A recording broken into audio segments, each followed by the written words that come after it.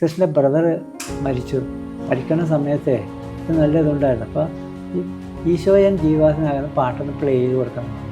അപ്പോൾ ആ പാട്ട് കേട്ടുകൊണ്ടാണ് സിസ്റ്ററിൻ്റെ ബ്രദർ മരിച്ചതെന്നത് സിസ്റ്ററിനോട് പറഞ്ഞു. ഒരു 30 മിനിറ്റ് 40 മിനിറ്റ് എൻ്റെ മുറി വന്നിട്ട് പാട്ട് ഇവിടെ വെക്കുന്ന ക്ലാസ്, പിന്നെ ഹാർമോണിയം ഇങ്ങോട്ട് വെച്ച് ഞാനിവിടെ എപ്പോഴും കർത്താവിൻ്റെ ഒരു ചിത്രം വെച്ചിരുന്നു. പൈതൃകമേശമായ ക്രിസ്മസ് കാർഡും കൂടി വെച്ച്, എന്നിട്ട് ഞാനിങ്ങനെ ഒരു രാഗം അങ്ങോട്ട് എടുത്ത് അവർക്ക് യേശുദാസ് പാടുന്ന പറഞ്ഞാൽ പിന്നെ എന്തിനും തയ്യാറല്ല. എത്ര വേണമെങ്കിലും മാറ്റി എഴുതാം. എത്ര നായക ജീവദായക യേശുവേ സ്നേഹഗായക.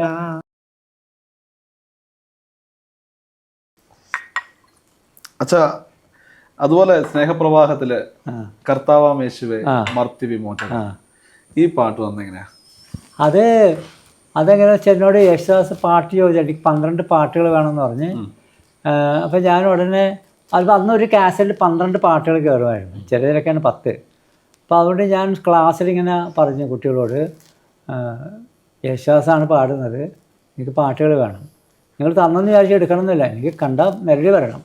അപ്പോൾ അങ്ങനെ 50-60 ഒക്കെ പാട്ടുകൾ സെലക്ട് ചെയ്യുന്നത്. അതിൽ ഈ മേരി ആഗ്നസ് എന്ന് പറഞ്ഞ സിസ്റ്റർ, CMC സിസ്റ്റർ, അവരുടെ ഒരു 75 വയസ്സ് കഴിഞ്ഞതിൻ്റെ എന്തോ അങ്ങോട്ട് ഒരു പുസ്തകം ഇറക്കിയായിരുന്നു, അവരുടെ കവിതകൾ. അതിൽ ഞാൻ വെറുതെ ഓടിച്ചു നോക്കിയപ്പോൾ 3 പാട്ടുകളുണ്ട്. കർത്താവാം യേശുവേ മർത്തിമേ വിമോചക, ഈശോയൻ ജീവാധിനായക, പുതിയൊരു പുരൻ. ഞാൻ അങ്ങോട്ട് എടുക്കാൻ ചെയ്തത്. എന്നിട്ട് അതിൻ്റെ റെക്കോർഡിങ് കഴിഞ്ഞപ്പോൾ പറവൂറായിരുന്നു, അവിടെ ഞാൻ ചെന്നിട്ട് സിനിമേൻ്റെ കാസറ്റ് വലിയ സന്തോഷമായിരുന്നു. അപ്പോൾ സിസ്റ്റർ പറഞ്ഞതേ, അത് കഴിഞ്ഞിട്ട് പിന്നെ പറഞ്ഞത്, സിസ്റ്ററിൻ്റെ ബ്രദർ മരിക്കുന്ന സമയത്തെ ഇത് നല്ല ഇതുണ്ടായിരുന്നു. അപ്പോൾ ഈ ഈശോയൻ ജീവാസനാകുന്ന പാട്ടൊന്ന് പ്ലേ ചെയ്ത് കൊടുക്കണം എന്ന് പറഞ്ഞു.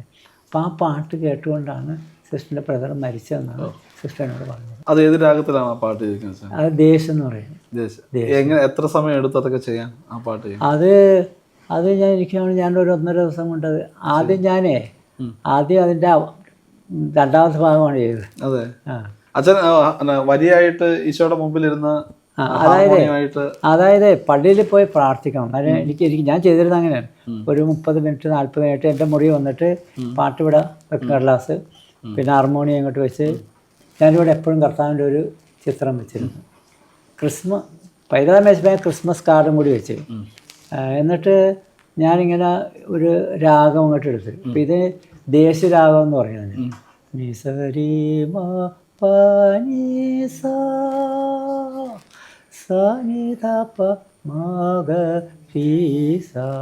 അപ്പം അതിങ്ങനെ ഓടിച്ച് പിന്നെ എങ്ങനെയാ വന്നു വെച്ചാൽ വന്നു.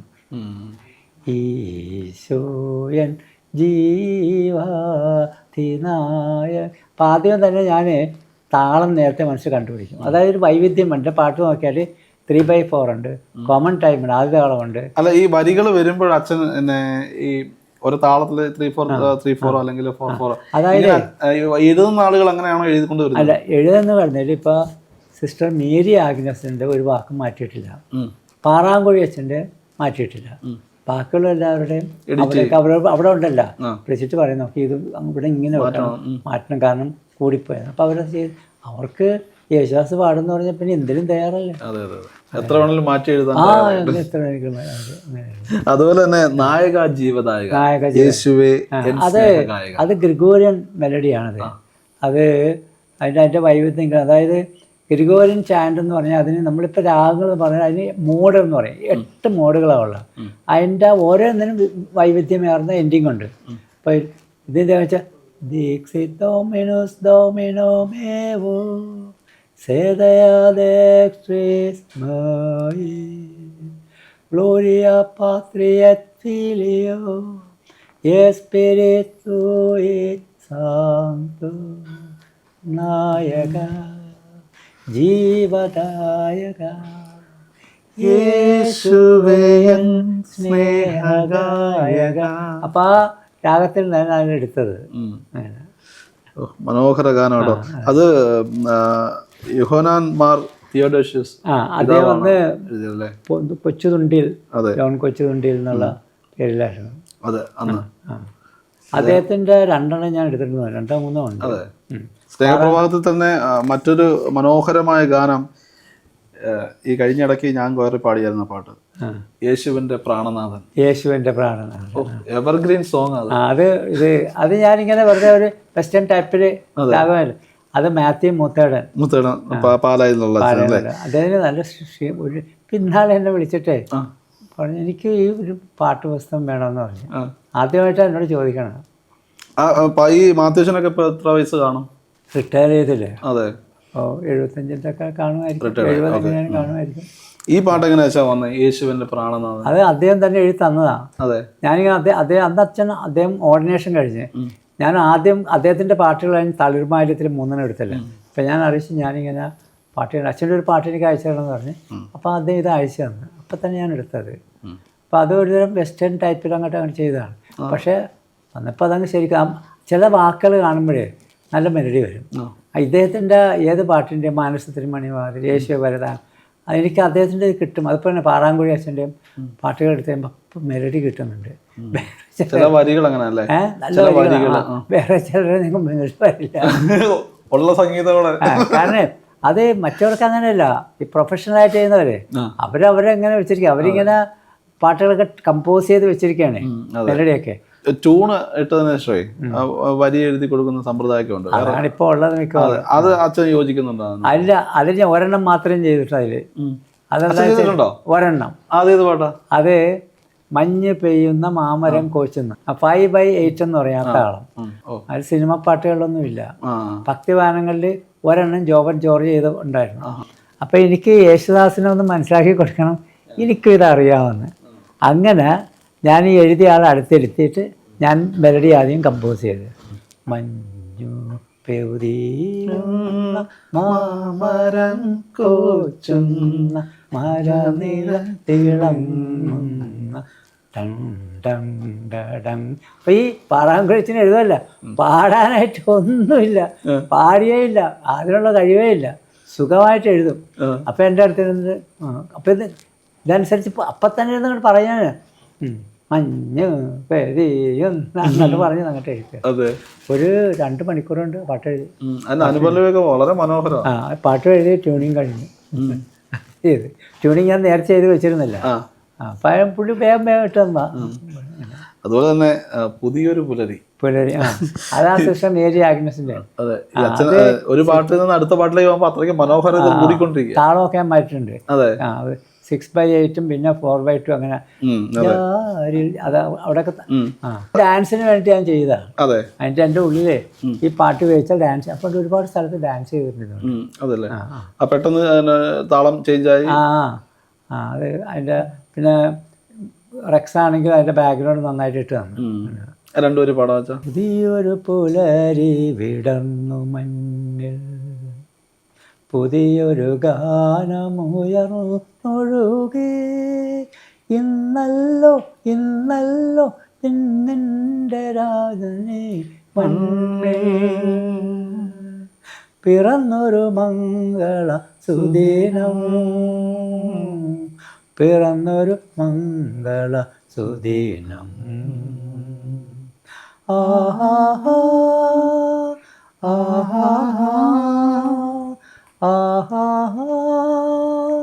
ആഹാ അതിന്റെ സെക്കൻഡ് കൂടി പാടുന്നുണ്ട് ആ സമയത്ത്.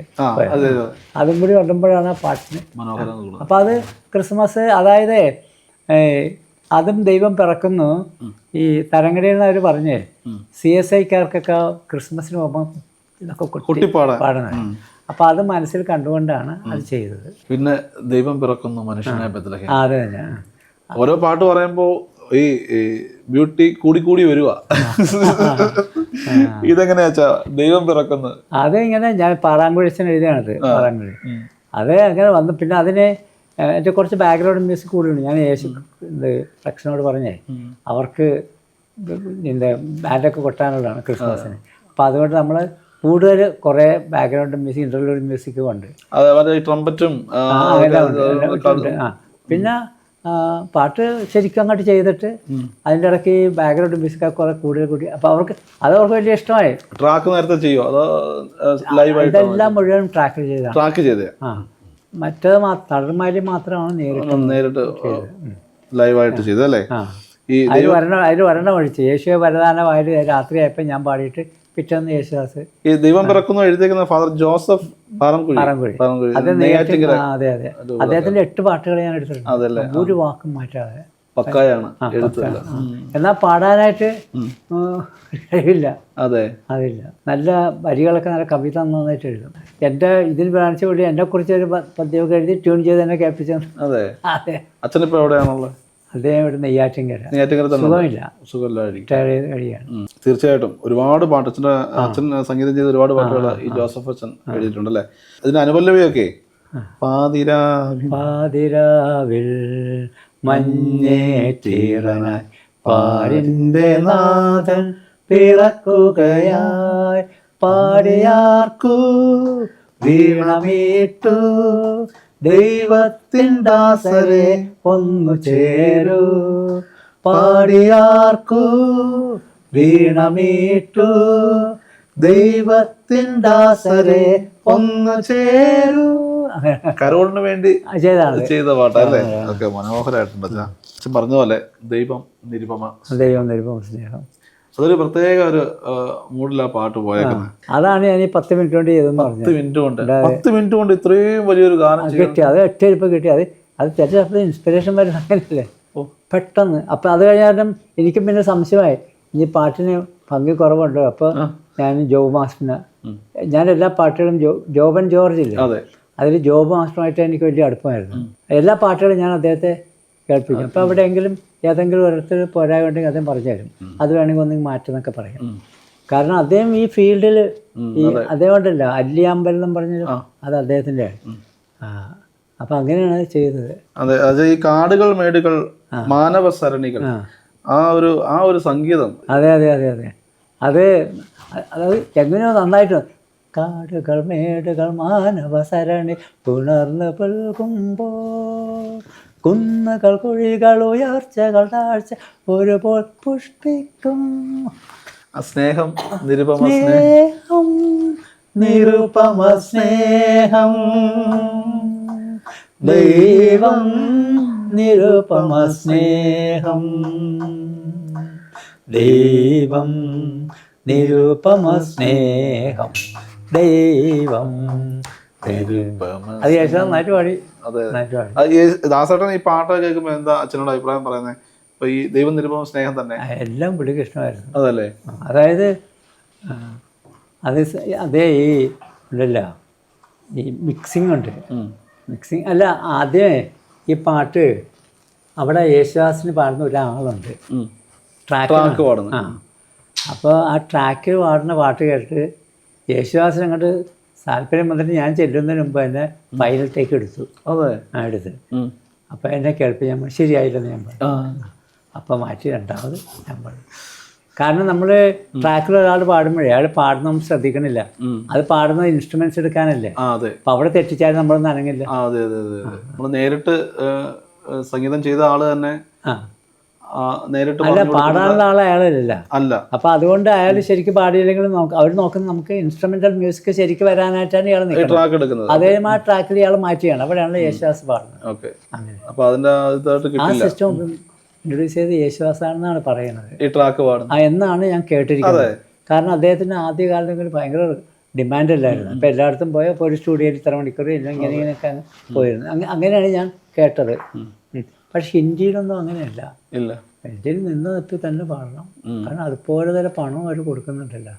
പിന്നെ വേറൊരു ലോകമാണ് അച്ഛൻ്റെ ഈ സംഗീത യാത്രയിൽ. ഇപ്പം ആ സമയത്ത് തരംഗടിയുമായിട്ട് ചേർന്നിട്ട് 10-25 പാട്ടുകളോളം ഇങ്ങനെ പുറത്തു വന്നു. അതെല്ലാം ഹിറ്റുകൾ, സൂപ്പർ ഹിറ്റുകൾ. ഇപ്പോഴും ആളുകൾ ഇഷ്ടപ്പെടുന്നു, പാടുന്നു. ഇനി മലയാളികൾ എന്തൊക്കെ ഉണ്ട് അന്ന് വരെ പാടാൻ ആഗ്രഹിക്കുന്ന, കൊതിക്കുന്ന പാട്ടുകളാണ്, കേൾക്കാൻ ആഗ്രഹിക്കുന്ന പാട്ടുകൾ. ഈ സിനിമയിൽ നിന്നൊക്കെ അപ്പം അങ്ങനെയുള്ള ഒരു ക്ഷണമോ അല്ലെങ്കിൽ അങ്ങനെ എനിക്കുണ്ടായിരുന്നു. സിനിമയിൽ നിന്ന് ക്ഷണം ഉണ്ടായിരുന്നു. സിനിമയിൽ നിന്ന് ക്ഷണം ഉണ്ടായിട്ട് ഞാൻ പറഞ്ഞേ ആദ്യം കിട്ടിയ ക്ഷണത്തിനുണ്ടല്ലോ, അയ്യോ എന്തൊരു സെക്സി ആയിട്ടുള്ള വാക്കാണെന്നാണ്. അപ്പം ഞാൻ പറയും ഞാനൊരു വൈദികനാണ്, ഈ ഡ്രസ്സ് ഇട്ടുകൊണ്ട് എനിക്കിതൊന്നും ട്യൂൺ ചെയ്യാൻ പറ്റില്ല. കാര്യം സംഗീതമാണെങ്കിലും ഞാൻ ചെയ്യുന്ന വാക്കുകളൊക്കെ ഇതല്ലേ. അപ്പം എനിക്കത് എൻ്റെ മനസ്സിൽ പിന്നെ അത് കഴിഞ്ഞിട്ട് എനിക്ക് കിട്ടിയ ഓഫർ ഞാൻ സിനിമയിൽ ചെയ്യില്ലെന്ന് പറയും. കാരണം നമ്മളൊരിക്കൽ എടുത്തു കഴിഞ്ഞാൽ പിന്നെ അവർ പറയുന്ന വാക്കുകൾക്ക് നമ്മൾ ചെയ്യണം. തീർച്ചയായിട്ടും അവർക്ക് അപ്പോഴാണ് ഞാൻ പറഞ്ഞ് ഇങ്ങനെ ഭക്തിഗാനങ്ങൾ തരും, ഞാൻ ചെയ്തു തരാമെന്നില്ല. സിനിമയിൽ തന്നെ ഭക്തിഗാനങ്ങളും ചെയ്യാലോ. അപ്പം അത് പറഞ്ഞത് പക്ഷെ ഭക്തിഗാനങ്ങൾ കൊണ്ട് തിയേറ്ററിൽ കളക്ഷനൊന്നും കിട്ടില്ല. പക്ഷെ അത് പറയുമ്പോൾ തന്നെ വെച്ചാൽ ഇപ്പം നമ്മുടെ ഇപ്പം മലയാള സിനിമയിലെ ലേറ്റസ്റ്റ് സിനിമയിൽ കുറേ പാട്ടുകളുണ്ട്. ഉദാഹരണത്തിന് ഈ ജോസഫ് സിനിമയിലെ ഉയരനാഥനെ, അങ്ങനെ ഈ സിനിമയിലെ ഭക്തിഗാനങ്ങളൊക്കെ ഭയങ്കര സൂപ്പർ ഹിറ്റുകളാണ്. നമ്മൾ കുറച്ച് മുമ്പുള്ള എടുത്താൽ തന്നെ പഴയ പാട്ടുകൾ തൊട്ട് എല്ലാ പാട്ടുകളും സൂപ്പർ ഹിറ്റാണ്. ഈ പുതിയ കാലത്ത് സിനിമകളിൽ വരെയുള്ള ക്രിസ്ത്യൻ ഡിവോഷണൽ പാട്ടുകൾ സൂപ്പർ ഹിറ്റായിരിക്കും. കാരണം അവർക്കറിയാം അത് പിന്നീട് പള്ളികളൊക്കെ പാടും, പള്ളികളിലും പാടും. പിന്നെ അത് എന്താണെന്നറിയില്ല, സിനിമകളിലെ ഭക്തിഗാനങ്ങൾ സൂപ്പർ ഹിറ്റാണ് പണ്ട് മുതൽ. അല്ല ഈ നിത്യവിശുദ്ധ അത് നദി എന്നുള്ള സിനിമയില് വയലാറിന്റെ വരികളാണ്. അതിനുശേഷം ഈ മറവത്തൂർ കലം എന്ന സിനിമയില് കരുണാമയനെ കാവലൊക്കെ, വാതിൽ തുറക്കുന്ന ഈ കാലമേ, അങ്ങനെ ഒരുപാട് പാട്ടുകൾ. സിനിമയൊന്നും ഹിറ്റാവാത്ത സിനിമയിലും നല്ല പാട്ടുകൾ, അതായത് ക്രിസ്ത്യൻ ഡിവോഷനിൽ ഹിറ്റായി. പക്ഷെ അതുപോലെ തന്നെ സ്നേഹസ്വരൂപ തപദർശനം ഈ ദാസരിലേക്കിടും, എന്ത് മനോഹരമായ പാട്ടാ. അത് ഗ്രിഗോറിയൻ ആണത്, ഗ്രിഗോറിയൻ ചാൻഡിൻ്റെ ചെയ്ത്. അത് ഗ്രിഗോറിയൻ ചാൻഡ് എന്ന് പറഞ്ഞാൽ നമുക്ക് മലയാളത്തിൽ രാഗങ്ങളുണ്ടല്ലോ, കർണാട്ടിക് മ്യൂസിക്കലും ഹിന്ദുസ്ഥാനി മ്യൂസിക്കലും രാഗങ്ങളുണ്ട്. ഇതിന് 8 മോഡേ ഉള്ളു. അത് നമ്മളെ പാട്ട് എടുക്കുമ്പോൾ അതിൻ്റെ നൊട്ടേഷനൊക്കെ കാണാം, അത് നമ്പർ കൊടുത്ത് ഇന്ന മോഡാണെന്നുള്ളത്. അപ്പോൾ അതിൽ എന്നോട് പറഞ്ഞതാണ് ഈ സ്നേഹസ്വരൂപ. അതിൽ ആദ്യത്തെ മോഡാണിത്. അതിൻ്റെ ആദ്യത്തെ മോഡ് വരുന്നത് ഇങ്ങനെയാണ്: ദീക്സേ ഡോമിനോസ് ഡോമിനോ മേവോ Sedayadex Gloria Patri et Filio et Spiritui Sancto Snehasarupa Tavadarshanam Idasaril Ekidu. അപ്പം അനുസരമൊന്നുമില്ല, ഇതിനില്ല. അപ്പോൾ നിന്നിൽ ഞാനൊന്ന് ലയിച്ചിടട്ടെ. യേശുദാസിന് ഭയങ്കര ഇഷ്ടമായിരുന്നു. അപ്പം എന്നോട് ചോദിച്ചു, അച്ഛൻ ഈ രാഗം എവിടെ നിന്ന് കിട്ടിയെന്ന് ചോദിച്ചു. കൊച്ചാളിലെ പള്ളിയിലൊക്കെ പോയിട്ടില്ലേ, ആ സമയത്ത് കേട്ടിട്ടുള്ള രാഗമാണ്, ഗിരിഗോരിയാണെന്ന് പറഞ്ഞു. ഭയങ്കര ഇഷ്ടമായിരുന്നു അത്. എന്നിട്ട് ഇത് കഴിഞ്ഞപ്പോൾ ഈ MG രാധാകൃഷ്ണനുള്ള മ്യൂസിക് ഡയറക്ടർ തരങ്കണിയിൽ വന്ന് അപ്പം തന്നെ യേശുദാസ് സാധാരണ ഇത് പാടിക്കല്ലേ, റെക്കോർഡിൽ ഇറങ്ങുന്നതിന് മുമ്പ് പ്ലേ ചെയ്തിട്ട് അതേപോലെ MG രാധാകൃഷ്ണൻ ഇവിടെ തനിക്കൊക്കെ കാര്യമൊന്നുമില്ല, ഇത്ര ഭക്തി പാട്ട് ചെയ്യാൻ പറ്റും, അച്ഛന്മാർ ഏതെങ്കിലും ഭക്തി വരുള്ളൂ ഹ്യൂമറസ് ആയിട്ട് പറഞ്ഞായിരുന്നു. അതിന് ഭയങ്കര ഇഷ്ടമായിരുന്നു ആ പാട്ട്. അച്ഛന്മാർ ശരിയാവുന്ന അതങ്ങനെ അന്നങ്ങനെ ആയിരുന്നു, ഇപ്പൊ പറഞ്ഞതേ ഉള്ളു. അതുപോലെ തന്നെ എൻജീവിതമാം ഈ മരക്കൊമ്പിൽ നിന്റെ വരവിനായി കാത്തിരുന്നു. ഈ സക്കേബൂസ് എന്ന് പറയുന്നത് എല്ലാവർക്കും ഇഷ്ടമുള്ള ഒരു കഥാപാത്രമാണ് ബൈബിള്. ഈശോയെ കാത്തിങ്ങനെ മരക്കൊമ്പിൽ കയറി, അതാണ് എന്റെ തീം. അത് എഴുതിക്കുന്നത് മാത്യു തലശ്ശേരി രൂപതയുടെ അച്ഛനും ബ്രദറായിരുന്നു. അതെങ്ങനെയാ വെച്ചാൽ ആ പാട്ട് വന്നേ? അതങ്ങനെ ആ പാട്ട് കിട്ടിയതിൽ ഞാൻ അങ്ങോട്ട് ചെയ്തേ ഉള്ളു. അങ്ങനെ പലതരം ഞാൻ എടുത്തേ ഉള്ളു. പിന്നെ ഈ ചെറുതൊക്കെ വാക്കുകളൊക്കെ അങ്ങോട്ടൊക്കെ മാറ്റി, വാക്കുകളൊന്നും മാറ്റാത്തത് ഈ പാറാങ്കുഴി അച്ഛൻ്റെ 8 പാട്ടുകൾ, പിന്നെ സിസ്റ്റർ മേരി ആഗ്നസിൻ്റെത്, ദേവ വരുന്നു ഞാനെന്നും പറഞ്ഞ് തലശ്ശേരി ഇരുന്ന ഒരു അച്ഛൻ ആദ്യമായിട്ട് എഴുതിയ പാട്ടാണ്, ഒന്നും തരുമില്ല. പിന്നെ വേറെ കണിച്ചായ അച്ഛൻ്റെ മാറ്റിയിട്ടില്ല. മറ്റതൊക്കെ ഇങ്ങനെ പാട്ട് ട്യൂൺ ചെയ്യുമ്പോൾ വിളിക്കും, കുറച്ച് വാക്കൊന്ന് അങ്ങോട്ടും ഇങ്ങോട്ടൊക്കെ ഒന്ന് അഡ്ജസ്റ്റ് ചെയ്ത് തരണം, അവർക്ക് സന്തോഷമില്ലേ. അച്ഛാ, അതുപോലെ തന്നെ സ്നേഹ സന്ദേശം എന്ന് പറഞ്ഞ ആൽബം ഒരുപാട് മനോഹരമായ ഗാനങ്ങളുള്ള ആരതി ആരതി എന്ന് പറയുന്ന എവർഗ്രീൻ പാട്ടാണ്. അതുപോലെ തന്നെ കർമ്മലനാഥേ വാഴുക. അച്ഛന് ഏറ്റവും ഇഷ്ടപ്പെട്ട ആള് തന്നെ ആയിരിക്കും കർമ്മല മാതാവ്. ഞാൻ കർമ്മല സഭയിലെ ആ പാട്ടെടുക്കാൻ ഞാൻ ഒരുപാട് ബുദ്ധിമുട്ടി. അതായത് തരങ്കണിയിൽ ഒരാൾ CSIക്കാരനാണ്, അദ്ദേഹം പറഞ്ഞ് ഈ പാട്ട് കാസറ്റ് ഇടാൻ പറ്റില്ല, കാരണം CSI അവരൊന്നും ഇപ്പം മേടിക്കാൻ, അവർക്ക് വലിയ ഭക്തി ഇല്ലല്ലോ, മേടിക്കില്ല എന്ന് പറഞ്ഞു. പക്ഷേ ഞാൻ പറഞ്ഞിങ്ങനെ ഞാനൊരു കാർമലൈറ്റാണ്, അപ്പോൾ എനിക്ക് തീർച്ചയായിട്ടും മാതാവിൻ്റെ ഒരു പാട്ട്, കർമ്മല മാതാവിൻ്റെ പാട്ട് വേണം. അതുകൊണ്ട് ഞാൻ യാത്ര ചെയ്ത് ഷൊർണൂർ പോയി. ഷൊർണൂർ അവരുടെ ബിഷപ്പ് ഇരിക്കുന്നത്. ഞാൻ ബിഷപ്പിനോട് ചോദിച്ചു, ഞാൻ ഇങ്ങോട്ട് പാട്ടിടും, അച്ഛൻ സിനിമാ പാട്ടുകളൊക്കെ പാടുന്നത്, പിന്നെയാണ് ഇതിന് എത്ര പ്രശ്നം, അച്ഛൻ അങ്ങ് ധൈര്യമായിട്ട് ഇട്ടോന്ന് പറഞ്ഞു. അത് കഴിഞ്ഞ് ഞാൻ വന്നിട്ട് ആലുവയിലെ CSI പാസ്റ്ററിനെ കണ്ടത്. അദ്ദേഹം എന്നെ എൻകറേജ് ചെയ്തിട്ടോളം പറഞ്ഞു. പിന്നെ എറണാകുളത്തുണ്ട് സെൻറ്റ് റീസാസ് കോളേജിൽ അവിടെ പോകുമ്പോൾ ഒരു പള്ളിയുണ്ട്, അവിടുത്തെ പാസ്റ്ററിനെ ഞാൻ കണ്ടത്. അത് കഴിഞ്ഞ് ആലുവയിലെ പാസ്റ്റർ, പിന്നെ മ്യൂസിക് കോളേജിൽ ഒരു പാസ്റ്ററുണ്ട്. അവരെല്ലാവരും പറഞ്ഞു അച്ഛനത് ഒട്ടുവച്ചാൽ അങ്ങനെയാണ് ആ പാട്ട് ഇട്ടത്, കർമ്മല മാതാവിൻ്റെ. അത് ഒരുപാട് പള്ളികളിൽ അത് അന്ന് ഞാനതെനിക്ക് നിർബന്ധമായിരുന്നു ഇടുന്നത്. ഈ പുള്ളിക്കാരൻ അങ്ങനെ ഞങ്ങൾ കുറേ വേളം കർമ്മലനാഥേ വാഴ്ക നിർമ്മല കന്യേ വാഴ്ക നിന്റെ മക്കൾക്കഭയം നിരസിക്കരുതൻ അമ്മേ.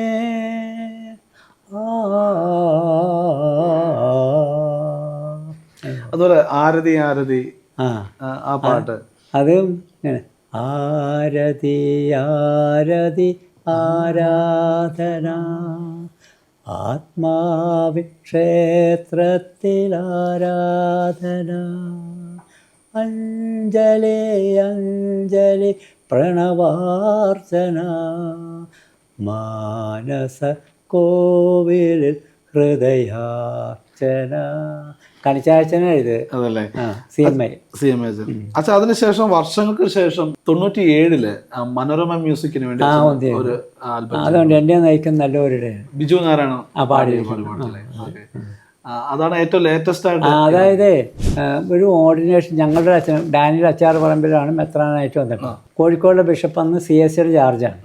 അദ്ദേഹം എന്നോട് പറഞ്ഞ് ഒരു പാട്ട് ചെയ്യണമെന്ന് പറഞ്ഞു. അപ്പോൾ ഞാൻ മടിച്ചു, ഞാൻ ഇപ്പോൾ ചെയ്യണമെന്നില്ലെന്ന് പറഞ്ഞു. നിങ്ങളുടെ അച്ഛനല്ലേ മെത്രാനായിട്ട് വന്നിരിക്കുന്നതെന്ന്. എന്നാ ചെയ്യാം, അങ്ങനെയാണ് ആ പാട്ട് ചെയ്തത്. പക്ഷെ അത് ചിത്രഭൂമി എൻ്റെ ഫോട്ടോയൊക്കെ ഇട്ട് ബെസ്റ്റ് ഓഫ് 97 അവർ സെലക്ട് ചെയ്ത് പിന്നെ എൻ്റെ ഫോട്ടോയൊക്കെ ഇട്ട് നല്ലൊരു ലേഖനെ കുറിച്ച് എഴുതിയിട്ടുണ്ട്. അച്ഛാ ഈ ഇന്റർവ്യൂ കാണുന്നവർക്ക് അറിയാൻ ഏറ്റവും കൂടുതൽ ആഗ്രഹമുള്ള ഒരു കാര്യമായിരിക്കും ഈ 25ഓളം പാട്ടുകൾ തരങ്ങണിക്ക് വേണ്ടിയും അതോടൊപ്പം തന്നെ അച്ഛൻ്റെ ഹിറ്റ് പാട്ടുകൾ അച്ഛൻ തന്നു. യേശുദാസിനെ കൊണ്ട് കൂടുതൽ പാട്ടുകൾ 28 ഉണ്ട് കേട്ടോ. 28. ഓക്കെ. അപ്പോൾ യേശുദാസിനെ കൊണ്ട് മലയാളത്തിൻ്റെ ഗാനഗന്ധർവനായ 25 പാട്ടുകൾ എനിക്ക് തോന്നുന്നില്ല അദ്ദേഹം ഒരു മ്യൂസിക് ഡയറക്ടറിന് പാടിയിട്ടുണ്ടെന്ന്. അതല്ലേ? എന്നിട്ട് അങ്ങനെ ആരും പറയുന്നുണ്ടായിരുന്നു, അവർ സംസാരിക്കുന്നുണ്ട്. 25 യേശുദാസ് ഒരാൾക്ക് വേണ്ടിയിട്ട് പാടിയിട്ടില്ല. അച്ഛൻ ആ ഒരു ദാസേട്ടനെ കൊണ്ടൊക്കെ പാടിച്ചു നിൽക്കുന്ന ഒരു സമയത്ത് പെട്ടെന്ന് ഇത്രയും ആൽബം ഒക്കെ ഹിറ്റായി ഇപ്പോഴും ആൾക്കാർ പാടുന്ന പാട്ടുകൾ പെട്ടെന്ന് അച്ഛന് പിന്നോട്ട് പോയതായിട്ട്. അതെ, അതെന്താണെന്ന് വെച്ചാലേ എൻ്റെ അമ്മ നല്ല ഗായികയായിരുന്നു. അമ്മ എന്നോട് എപ്പോഴും പറയും ദൈവം തന്ന ഏറ്റവും വലിയ ദാനമാണ് ഈ വൈദിക അന്തസ്സ്, അതിൽ കവിഞ്ഞ് വേറൊന്നുമില്ല, അപ്പം അതിന് കോട്ടം തട്ടാതെ കൊണ്ടുപോകണം എന്ന് പറഞ്ഞു. അപ്പം അമ്മ മരിച്ചു കഴിഞ്ഞപ്പോഴേ ഞാനിങ്ങനെ, അപ്പോൾ ഞാനൊരു ഫ്ലൈറ്റിന് അന്ന് ഞാൻ സ്റ്റേറ്റ്സിലേക്ക് പോയാണ് ഫ്ലൈറ്റിന്. അപ്പോൾ ഇങ്ങനെ ഇരുന്ന് അമ്മ പറഞ്ഞ കാര്യങ്ങൾ ഓർക്കുക, അങ്ങനെ ആ സമയത്ത് വന്നു. അപ്പോൾ എനിക്കൊരു പേടി വന്നു, എനിക്കൊന്നും ഉണ്ടായിട്ടല്ല. അപ്പം അങ്ങനെ ഈ സംഗീതം ചെയ്തിട്ട് ചിലരൊക്കെ പോയിട്ടുണ്ട്. ഇപ്പോൾ ചിലർ പറയും സംഗീതം ചെയ്താൽ പോകുമെന്ന്. അതില്ല, സംഗീതം ചെയ്തവർ പോയത് അവർക്കറിയപ്പെടുന്ന അവരറിയപ്പെട്ടവരാണ്, നല്ല ക്വാളിറ്റി ഉള്ളതുകൊണ്ട്. വേറെ 10 പേര് പോയത് ആരും അറിയുന്നിട്ടില്ല. അത് ബുക്ക് ഓഫ് പ്രോവർബ്സിൽ പറഞ്ഞ പോലെ അവർ ജനിച്ചതും ജീവിച്ചതും മരിച്ചതും ആരും അറിഞ്ഞിട്ടില്ല. അപ്പോൾ ആളുകൾ എന്താ പറയുക, പാട്ടിന് പോയി എന്നാൽ പോക്കാം എന്നുള്ള ഒരു ധാരണ ഉണ്ട്. അപ്പോൾ എനിക്കങ്ങനെ പെട്ടെന്ന്, പിന്നെ അത് തന്നെയല്ല, ഞാനൊരു പ്രൊഫഷണൽ മ്യൂസിക് ഡയറക്ടറല്ല. അപ്പോൾ ഒരുപാട് സമയമെടുത്താണ് ചെയ്യുന്നത്. അപ്പോൾ എൻ്റെ ക്ലാസ്സുകൾ ഞാനൊരു പ്രൊഫസറാണ്, എടുക്കുകയും ചെയ്യും. അതിനും ഒരു ചെറിയ കോട്ടം തട്ടുമെന്നൊക്കെ എൻ്റെ ഉള്ളിലങ്ങോട്ട് തോന്നി. ഇപ്പം നിർത്തി. ഈ സ്വരം നന്നായിരിക്കുമ്പോൾ പാട്ട് നിർത്തുക, അതായത് വേറെ വല്ല കുഴപ്പം വരാതിരിക്കാൻ എനിക്കൊന്നും ഉണ്ടായിട്ടല്ല. അങ്ങനെ പെട്ടെന്ന് അമ്മ പറഞ്ഞില്ല. അത് തീർച്ചയായിട്ടും അതിൻ്റെ ഒരു ദൈവിക പദ്ധതി തന്നെ ആയിരിക്കും അച്ഛൻ അങ്ങനെ ഒരു തോന്നൽ. കാരണം അമ്മയുടെ വാക്കുകൾ എന്ന് പറഞ്ഞാലേ അപ്പച്ചൻ്റെ സ്നേഹം അനുഭവിക്കാനുള്ള ഭാഗ്യം ഉണ്ടായിരുന്നു. 4 വയസ്സിൽ എനിക്ക് ഓർമ്മയില്ല അപ്പച്ചന്. പിന്നെ അപ്പച്ചനും അമ്മയും അമ്മ തന്നെയായിരുന്നല്ലോ. അപ്പോൾ അമ്മ എന്ത് തന്നെ പറഞ്ഞാലും ഞാനത് അതെനിക്കത് ദൈവവാക്യമാണ്. അപ്പം ഞാൻ ഉടനെ ഇങ്ങനെ എൻ്റെ ഈ എല്ലാ പാട്ടുകളും അമ്മ ഒന്നൊഴിച്ച് എല്ലാം പാടുമായിരുന്നു. ആ പ്രായം ചെന്നിട്ട് അമ്മ പാടുമായിരുന്നു. പിന്നെ ഞാൻ ഈ തളർമാര്യം എൻ്റെ ആദ്യത്തെ അല്ലേ ഗ്രാമഫോൺ റെക്കോർഡ്, അതിന് ഞാൻ അമ്മ ഡൽഹിയിൽ നിന്ന് കൊണ്ടുവന്ന് കൊണ്ടുവന്നിട്ട് ഗ്രാമഫോൺ റെക്കോർഡ്, അമ്മയ്ക്ക് കാഴ്ചയ്ക്ക് ഒരു പ്രശ്നം ഉണ്ടായിരുന്നേ. അപ്പം ഞാൻ അവരോട് പറഞ്ഞ് സ്വിച്ച് ഓൺ ചെയ്യുമ്പോൾ ഗ്രാമഫോൺ റെക്കോർഡ് പ്ലേ ചെയ്യണമെന്ന് പറഞ്ഞു. അപ്പോൾ അങ്ങനെ, അപ്പം എനിക്കിപ്പോഴും ഓർമ്മയുണ്ട്. ഞാൻ പറഞ്ഞു അമ്മ ഇവിടെയാണ് കേട്ടോ. അപ്പം അങ്ങനെ കിട്ടി സ്വരത്തിൽ സ്വിച്ച് കണ്ടെന്നാണ് ഈ പറഞ്ഞത്. അങ്ങനെ എനിക്ക് എൻ്റെ ഒരു ആഗ്രഹമായിരുന്നു അമ്മയെ പരസ്യമായിട്ടൊന്ന് ആദരിക്കണം. ഇവിടെ കഷ്ടപ്പെട്ട് എന്നെ വളർത്തിയത്. അപ്പം അതുകൊണ്ട് അന്ന് മാതൃഭൂമി, ദീപിക, ഇവരെല്ലാവരും അതിൻ്റെ ഒരു ഇട്ട് എന്നോട് ചോദിച്ച്, ഇപ്പോൾ യേശുദാസും ചോദിച്ച് അച്ഛൻ്റെ ഫോട്ടോ, എൻ്റെ ഫോട്ടോ വേണ്ട, അമ്മയുടെ ഇട്ടാൽ മതി, അമ്മ ഉദ്ഘാടനം ചെയ്യണം. പിന്നെ ആൽബർട്ട്സിലൊരു കോളേജ് ലെവൽ പ്രൊഫസർ വെച്ച് അച്ഛൻ്റെ അമ്മ ആരായിരുന്നു എന്ന് ചോദിച്ചേ. അല്ല മുനിസിപ്പാലിറ്റിയിലെ ചെയർമാനോ ആരോ ഇങ്ങനെ അങ്ങനെ. അത് അമ്മയുടെ പേരാണ് കിടക്കണേ. അവരൊന്നുമല്ല, അതിലൊക്കെ വലുതായിരുന്നു എൻ്റെ അമ്മ. ആരായിരുന്നു? എൻ്റെ അമ്മ. അത് എൻ്റെ അമ്മ. തീർച്ചയായിട്ടും അച്ഛൻ്റെ വളർച്ചയുടെ എനിക്ക് തോന്നുന്ന പ്രാർത്ഥനയും എല്ലാം അമ്മയുടെ പ്രാർത്ഥനയും. അതായത് ഞാൻ ഈ വൈദികനാണെന്ന് പറഞ്ഞുകൊണ്ട് വീട്ടിൽ ജപമാലയൊക്കെ കൊന്ത ചെല്ലുമ്പോഴുണ്ടല്ലോ, എല്ലാവരും ചെല്ലുന്നത്. അമ്മ എന്നോട് പറയും മുട്ടിൽ നിന്ന് ചെല്ലണം, അച്ഛനാണുള്ളതല്ലേ. പിന്നെ എല്ലാ ദിവസവും കാലത്ത് എന്നെ എഴുന്നേൽപ്പിച്ച് പള്ളിയിലേക്ക് വിടും. എൻ്റെ അനിയൻ ചേട്ടന്മാരും കിടന്ന് ഉറക്കമായിരിക്കും, എന്നെ വിടും. പിന്നെ ശനിയാഴ്ച പറയും പോയി കുമ്പസാരിക്കണം എന്ന് പറയും. അങ്ങനെ അമ്മ നല്ലൊരു ട്രെയിനിങ് എനിക്ക് തന്നു. അച്ഛനിപ്പോ നവതി ആഘോഷിച്ചു ഈ കഴിഞ്ഞ ദിവസങ്ങളിലായിരുന്നു എറണാകുളത്ത് സെന്റ് തെരേസസ് അല്ലേ, അവിടെ ഓഡിറ്റോറിയത്തിൽ. അതാരാണ് അറേഞ്ച് ചെയ്തത്? അത് ഒരു ഫാദർ വില്യം നെല്ലിക്കുന്ന്, അദ്ദേഹമാണ് ഇതിൻ്റെ. അദ്ദേഹം റേഡിയോ വാറ്റിക്കാനിൽ വർക്ക് ചെയ്യുന്നതാണ്. ആ സമയത്ത് എൻ്റെ പാട്ടുകൾ അദ്ദേഹം അവിടെ നിന്ന് റിലേ ചെയ്യുമായിരുന്നു. അപ്പോൾ അദ്ദേഹത്തിന് എനിക്കറിയാൻ പാടില്ല, അദ്ദേഹം എന്നോട് ഇത്രയും വലിയ അപ്രീസിയേഷൻ. അദ്ദേഹമാണ് വന്ന് സകലതും. അപ്പോൾ ഇതൊക്കെ എഴുതിയത് അദ്ദേഹമാണ്. അത് കഴിഞ്ഞപ്പോൾ അദ്ദേഹത്തിൻ്റെ കൂടെ CSE അവർ പറഞ്ഞ് ഓർക്കസ്ട്രേഷൻ്റെ കാര്യം ആളൊക്കെ അവർ നോക്കണം പറഞ്ഞു. അങ്ങനെയാണത്. ഇപ്പോൾ ഏറ്റവും ഞാനതുകൊണ്ട് ഇന്നലെ ഞാൻ താങ്ക്സ് പറഞ്ഞപ്പോഴേ, അദ്ദേഹത്തിന് താങ്ക്സ് പറഞ്ഞപ്പോൾ ഞാൻ പറഞ്ഞ്, അച്ഛാ എനിക്ക് മുട്ടിൽ നിൽക്കാനുള്ള ആരോഗ്യമില്ല, എന്നാലും ഞാൻ ആത്മന മുട്ടിൽ നിൽക്കുന്നതായിട്ട് നിരൂപിച്ചുകൊണ്ടാണ് അച്ഛന് നന്ദി പറയണമെന്ന് പറഞ്ഞു. അച്ഛൻ ഇപ്പോഴും ദാസേട്ടനൊക്കെ വിളിക്കാറുണ്ടോ? അങ്ങനെയില്ല, വലിയൊരു ആവശ്യമൊന്നുമില്ലല്ലോ. പക്ഷേ ഇതിന് യേശുദാസ് അമേരിക്കയിൽ നിന്ന് സംസാരിക്കുമ്പോൾ സന്തോഷമായിട്ട് പ്രഭയും സംസാരിച്ച് ഈ നവതി ആഘോഷമായിട്ട്. അതെ അതെ അതെ അതെ 2 ദിവസത്തിന് മുമ്പ്.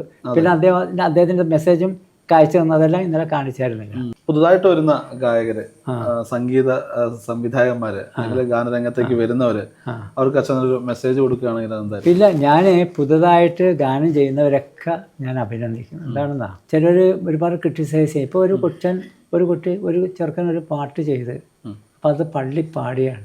അപ്പോൾ അത് കേൾക്കാനായിട്ടുണ്ടല്ല ചെല്ലും, അതിൻ്റെ വീട്ടുകാരെല്ലാം എല്ലാവരും ചെല്ലും. വാസ്തവത്തിൽ ഒരു പാട്ട് ചെയ്യുന്ന ഭക്തിഗാനങ്ങൾ ചെയ്തുകൊണ്ടുണ്ടല്ല ദൈവത്തിലേക്ക് അടുക്കുകയാണ്. തീർച്ചയായിട്ടും. അപ്പോൾ പിന്നെ നമ്മൾ വെറുതെ അവരെ വിമർശിക്കുന്നവർ ശരിയല്ല. അപ്പോൾ നമ്മൾ ചിലപ്പോൾ നന്നായിരിക്കും, ചിലപ്പോൾ എന്നാലും അത് ചെയ്ത് കുറച്ചുകൂടി പ്രാർത്ഥിക്കാൻ ഭക്തിയില്ലാതെ ചെയ്യാൻ പറ്റില്ല. പിന്നെ അദ്ദേഹം എന്തായാലും പാരിഷിലുള്ളവർ എല്ലാവരും പോയി പള്ളി ചെല്ലും, ഇത് കേൾക്കാം, ഈ പാട്ടൊന്നും പാടുമല്ല എന്ന് വിചാരിച്ചു. അപ്പോൾ അതുകൊണ്ട് ഞാൻ എൻകറേജ് ചെയ്യുകയാണ്. ഒരു അവസരമൊന്നും ഇല്ലെന്ന് വിചാരിച്ചാലും ഇല്ല. പിന്നെ ഇപ്പം പലപ്പോഴും ചെയ്തു കഴിഞ്ഞാൽ പള്ളികളിലൊക്കെ വികാരിച്ചന്മാരെ നല്ലതാണ്, എന്നാൽ നമുക്ക് ഈ പാട്ട് ഇവിടെ പാടാമെന്നൊക്കെ പറയും. അങ്ങനെ ചെയ്യും. വികാരിച്ചന്മാർ ഇപ്പോഴത്തെ കൊച്ചന്മാരൊക്കെ പാട്ടിനൊക്കെ ഒരു സെൻസുള്ളവരാണ്, അവരൊക്കെ ഉടനെ അത് ചെയ്യിക്കും. അത് ഇപ്പോഴും നല്ല ചെയ്യണമെങ്കിൽ കുറച്ച് നേരമൊക്കെ ഒരു ഭക്തിയിലൊക്കെ പ്രാർത്ഥനയും വായനയും ബൈബിളൊക്കെ വേണമല്ല. അപ്പോൾ അത്രയും അവർ ചെയ്യല്ലേ. അപ്പോൾ നമ്മളവരെ അംഗീകരിക്കണം. അതുകൊണ്ട് ഞാൻ ആരും എന്ത് ചെയ്താലും ഞാൻ നല്ലതാണെന്ന് പറയും. തീർച്ചയായിട്ടും അതൊരു ജ്ഞാനം, ദൈവം കൊടുക്കുന്ന ഒരു ജ്ഞാനം. അല്ലാണ്ട് വെറുതെ ക്രിട്ടിസൈസ് ചെയ്യുന്നത് ഞാൻ അങ്ങനെ ഒരിക്കലും ചെയ്യില്ല. അത് തന്നെയല്ല, ഞാൻ കുവൈറ്റിലെ പരിപാടി നടക്കുമ്പോൾ എന്നെ ഏറ്റവും സ്പർശിച്ചത് യേശുദാസിൻ്റെ വാക്കുകളാണ്. അപ്പോൾ അവിടെ പാട്ടുകൾ ഇങ്ങനെ പാടിക്കൊണ്ടിരിക്കുകയാണ്. യേശുദാസ് ഇവിടെ ഞങ്ങൾ അടുത്തിരിക്കുകയാണ്. ഞാൻ വെറുതെ ഇങ്ങനെ ചോദിച്ചേ, ഇവിടെ പാട്ടൊക്കെ കേട്ടിട്ട് യേശുദാസിന് എന്താ തോന്നണമെന്ന് ചോദിച്ചത്. അപ്പം അദ്ദേഹം പറഞ്ഞത് എന്താണെന്ന് അറിയാം, അച്ഛൻ ഞാൻ ഓരോരുത്തർ പാടുന്നത് ശരിക്കും ശ്രദ്ധിക്കുകയാണ്. എന്താണെന്ന് വെച്ചാൽ അവർക്കുള്ള ഒരു ക്വാളിറ്റി എന്തെങ്കിലും എനിക്കില്ലാത്തതുണ്ടോ, ഉണ്ടെങ്കിൽ അത് ഞാൻ അനുകരിക്കണം എന്നുള്ള ആഗ്രഹം എനിക്കുണ്ടല്ലോ. അങ്ങനെ അപ്പോൾ ഇത്രയും അദ്ദേഹം അംഗീകരിക്കുക. അത് പറഞ്ഞാൽ അവർക്കുള്ള ക്വാളിറ്റിയിൽ എന്തെങ്കിലും എനിക്കില്ലാത്തതുണ്ടെങ്കിൽ ആ സ്വരത്തിൽ അതെനിക്ക് അനുകരിക്കണം എന്ന് ആഗ്രഹമുണ്ട്. അതുകൊണ്ട് ഞാൻ ഇപ്പോഴും നല്ല ശരിക്കും ശ്രദ്ധിക്കുന്നുണ്ട്. അച്ഛൻ ഇപ്പോഴത്തെ പാട്ടുകളൊക്കെ ശ്രദ്ധിക്കാറുണ്ടോ? അങ്ങനെയില്ല, ഞാൻ എനിക്ക് പാട്ട് ഇതാണെങ്കിൽ പാട്ട് വെച്ചുകൊണ്ട് പിന്നെ ഞാൻ ഒരുപാട് എഴുതുന്ന ആളാണ്. പിന്നെ എനിക്കൊന്നും ചെയ്യാൻ പറ്റില്ല. അതുകൊണ്ട് ഏറ്റവും കുറവ് പാട്ടുകളെ ഞാൻ കേൾക്കണം. ഇപ്പോഴത്തെ ട്രെൻഡ് അനുസരിച്ചുള്ള പാട്ടുകളൊക്കെ കേൾക്കാറുണ്ടോ? അങ്ങനെയില്ല, ഇവിടെ പള്ളിയിലൊക്കെ പാടുമല്ല. ചിലർക്ക് നല്ല രസമുള്ള പാട്ടുകളല്ല, ഞങ്ങൾ ഇവിടെ ഇടയ്ക്ക് പാടും. എന്ത് രസമാണ് കേൾക്കാനായിട്ട്. ദൈവമല്ലാതെ ദൈവം എന്ത് രസമാണ് ആ പാട്ട് കേൾക്കാനായിട്ട്, നല്ല രസമാണ്. ചിത്രാരുണ പാടിയേക്കുന്നത്. അപ്പം അത് ഞാൻ ഇതുപോലെ ഒരു ഇൻ്റർവ്യൂവിന് ആ പാട്ട് ചെയ്ത ഒരു ഡോക്ടറാണത്. അതെ, മ്യൂസിക് ജോജി ജോൺസൺ, പാടിയേക്കുന്ന ചിത്രാരുണ. ചിത്രം നല്ല മനോഹരമായിട്ടുള്ള. പിന്നെ അപ്പം അങ്ങനെ ചില പാട്ടുകളൊക്കെ വളരെ വളരെ പാട്ട് ആര് ചെയ്താലും ഞാനത് അവരെ പ്രോത്സാഹിപ്പിക്കും. ഓക്കെ അച്ഛാ, ഇത്രയും നേരം മ്യൂസിക്കൽ ടെസ്റ്റ് മണിയിൽ ബദ്രഹീം ടി വിക്ക് വേണ്ടി അച്ഛൻ്റെ ജീവിതാനുഭവങ്ങൾ, സംഗീത ജീവിതത്തിലെ അനുഭവങ്ങൾ പങ്കുവച്ചു. അച്ഛൻ്റെ പാട്ടുകളെക്കുറിച്ച് പങ്കുവച്ചു, കുടുംബത്തെക്കുറിച്ച് പങ്കുവച്ചു. ഒരുപാട് നന്ദി. ഈശോ മിശിഹായ്ക്ക് സ്തുതിയായിരിക്കും. എനിക്കൊരു വാക്ക് പറയാനുണ്ട്. ഓക്കെ. നിങ്ങളെക്കാളും കൂടുതൽ എനിക്കാണ് നിങ്ങളോട് നന്ദിയുള്ളത്. കാരണം ഇതുവഴി നിങ്ങൾ എന്നെ എന്തുമാത്രം ആദരിച്ചിരിക്കുന്നു. മറ്റുള്ളവരെന്നെ കാണുകയല്ലേ, കേൾക്കുകയല്ലേ. ഞാനൊരു 10 പൈസ ചിലവാക്കാതെ എന്തുമാത്രം സ്ഥലത്തേക്ക് പോകുന്നു. അപ്പോൾ നിങ്ങളോടാണ് എനിക്ക് നന്ദിയുള്ളത്. അതുകൊണ്ട് ഞാൻ വളരെ ഇതിൻ്റെ എല്ലാ ഇതിൻ്റെ കംപ്ലീറ്റ് സെറ്റുണ്ടല്ലോ, എല്ലാവരോടും ഞാൻ എൻ്റെ ഉള്ളു തുറന്ന് നന്ദി പറയാണ്. എനിക്ക് നിങ്ങൾ തന്ന ഒരു ഏറ്റവും വലിയൊരു ബഹുമതിയായിട്ട് ഞാൻ എടുക്കുന്നു. എല്ലാവർക്കും നന്ദിയുടെ എൻ്റെ കൂപ്പുകൈ. Thank you father.